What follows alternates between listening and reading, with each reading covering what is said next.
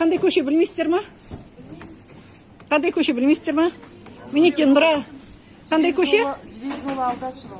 Жібек жолы Алдашева. Мінеки бүкіл мына Нұрайдың адамдары қандай көше екенін маған айтпай тұр. Білмейміз деп отыр. Өйткені мінеки администратор жаңа маған күш қолданған. Айтыр ұзын сөздің қысқасы, мінеки менің телефонымды тартып алды, менің мүлкімді. Мінеки қазір видеокамералар бәрін көреміз, полиция келеді. Қолыма жарақат істеді, айтыр. Қолымды бұрап менің телефонымды тартып алды, күш көрсетті. Тек қана сол үшін мен осының алдында бір апта бұрын келіп айтқандарыңыз барлық орысша, мынау болу керек, қазақша міндетті түрде барлық заңнамалық нормалар бойынша дедім. Сосын мен айттым, мінеки, мен сізге айтып едім ғой, мен сізге ескертіп едім ғой.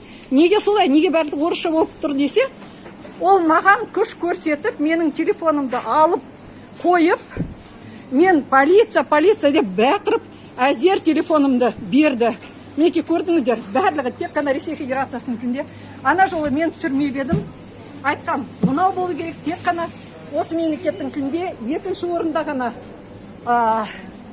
Ресей Федерациясының тілінде деп. Мінеки, неме істеп отыр.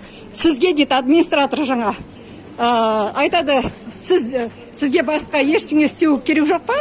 Сіз ана дүкендерді түсіргеннен басқа, мінеки, қараңыздар, бүкіл Қазақстан, мінеки, қарғы сатсын, Нұрай деген дүкен, бүкіл Қазақстан қарғы сатсын. Қазақ тілін аяққа таптап, қазақ тілін талап еткен адамға күш қолданып, мінеки, қолымды көк ала қойдай қылып, менің телефонымды тартып алып, мінеки, қарғы сатсын, бұл дүкеннің қожайынында қарғы сатсын, қазақ тіліне қарсы, қазақтың ұлтын таптаған, тілін таптаған, ұйғырлар істеме, дүңгірлер істеме, мен білмеймін, кім таптап жатыр мына қазақ тілін.